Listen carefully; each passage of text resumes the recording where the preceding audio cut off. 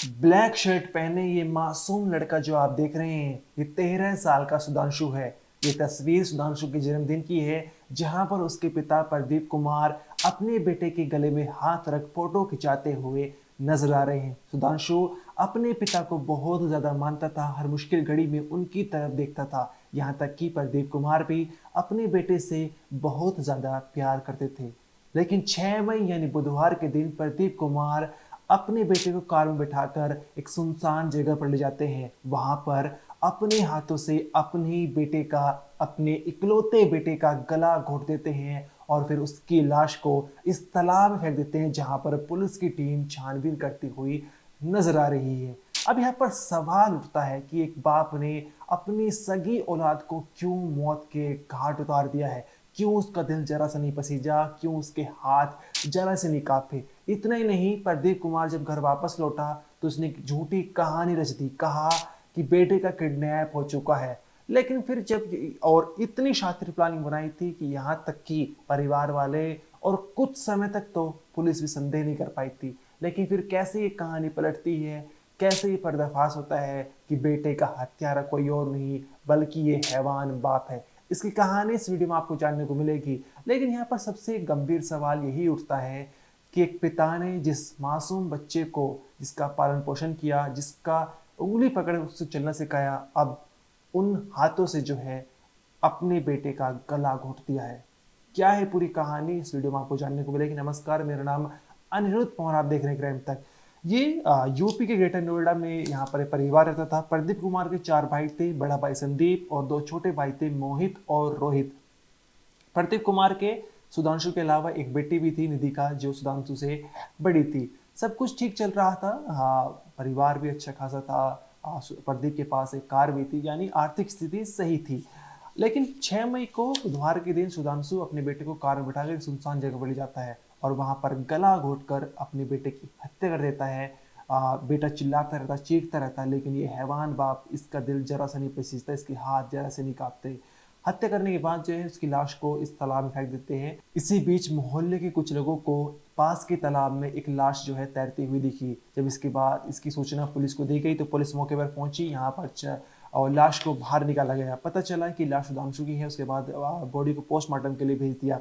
अब यहाँ पर जो है पुलिस का जो शक है वो एक तरह से सीधा बाप प्रदीप कुमार पर जा रहा था, क्योंकि अभी तक वो बता रहा था कि बेटे को रिश्तेदार दोस्त की वहाँ छोड़ दिया, लेकिन अब उसकी लाश जो है एक तालाब में तैरती हुई मिली है। यहाँ पर सुधांशु के जो परिवार पूरी तरह से टूट जाता है, मार होने लगती है, बिलखने लगती है। लेकिन अब जब प्रदीप कुमार से सख्ती से पूछताछ की जाती तो बताता है, अपना जुर्म कबूल कर लेता और बताता कि हाँ, मैंने ही अपने बेटे की हत्या की है। लेकिन इसके पीछे की जो उसने कहानी बताई है वो हर किसी का जो है दिल झकझोर देगी। यहाँ पर उसने बताया कि जमीनी विवाद के चलते, यानी अपने भाइयों से जमीन हड़पने के चलते जो है प्रदीप कुमार ने ये पूरी कहानी रची थी। दरअसल ये जो परिवार रहने वाला है वो ग्रेटर नोएडा के कासना के सिरसे गांव की 6% कॉलोनी में रहते हैं और यहाँ पर करीब 2 बीघा ज़मीन जो है रोड किनारे आ रही है और कुछ ज़मीन जो है पीछे है। ज़मीन पर रोड किनारे ज़मीन पर बनी हुई जो दुकानें हैं उनका किराया बहुत ज़्यादा आता है, वहीं जो दुकानें पीछे बनी हुई है उनका किराया कम आता है। अब यहाँ पर प्रदीप कुमार को ये डर था कि उसके भाई जो है रोड पर बनी हुई जो दुकानें हैं उसका कुछ भी हिस्सा नहीं देंगे, वो सारी हड़प लेंगे।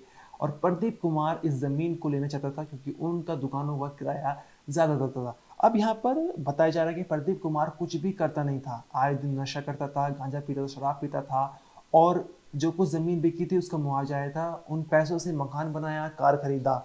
ग्रामीणों ने ही बताया है कि आए दिन प्रदीप कुमार जो है अपने भाइयों की शिकायत तहसील और अफसरों से करता रहता था।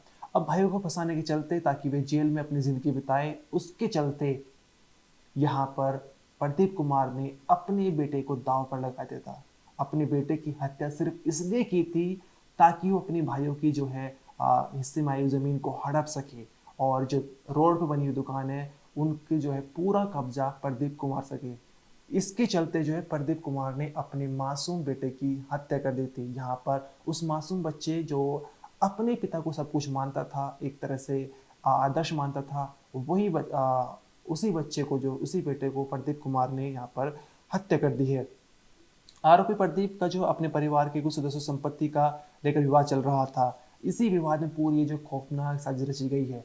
इतना ही नहीं, जब ये पूरी कहानी खुलकर सामने निकल आई, जब प्रदीप कुमार को लगा कि अब उसके पास कोई उपाय नहीं है बचने का, तो यहाँ पर प्रदीप कुमार जो है चाकू से अपने गले पर वार कर रहा था। एक तरह से जो है दुनिया से दूर जाना चाहता था, लेकिन आसपास पड़ोस के जो लोग हैं वो उसके पास पहुंच जाते हैं। उस वक्त की तस्वीर भी आप देख रहे हैं जहाँ पर लोगों की भीड़ उसके पास इकट्ठी हुई, उसके हाथ से चाकू छीनते हैं, उसके गले पर जो है कपड़ा लपेटते हैं, उसके बाद जो है अस्पताल में इलाज ले जाता है और पुलिस को इसे सौंप दिया जाता है। अभी पुलिस हिरासत में है और इसने हत्या अपने बेटे की हत्या का जुर्म कबूल कर लिया है। जहाँ पुलिस ने बताया कि भाइयों को ज़मीन ना मिल सके, रोड किनारे जो आई हुई है उसके चलते उसने अपने ही बेटे की हत्या कर दी और एक कहानी रची कि किडनैपिंग की, हत्या की, और जिससे लगे कि जो सुधांशु है उसकी हत्या प्रदीप के भाई ने की है, लेकिन प्रदीप की कहानी उसके ऊपर ही उल्टी पड़ चुकी थी।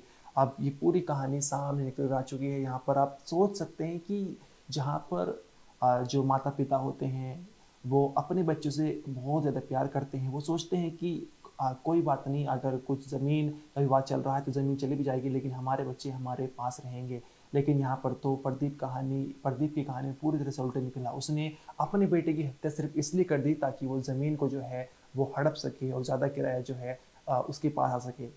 अब इसके पीछे कहानी क्या है कि वो पैसों को इसलिए ले चाहता था क्योंकि वो नशा और एक नशे में पूरी तरह से डूब चुका था, आए दिन गांजा शराब पीता था।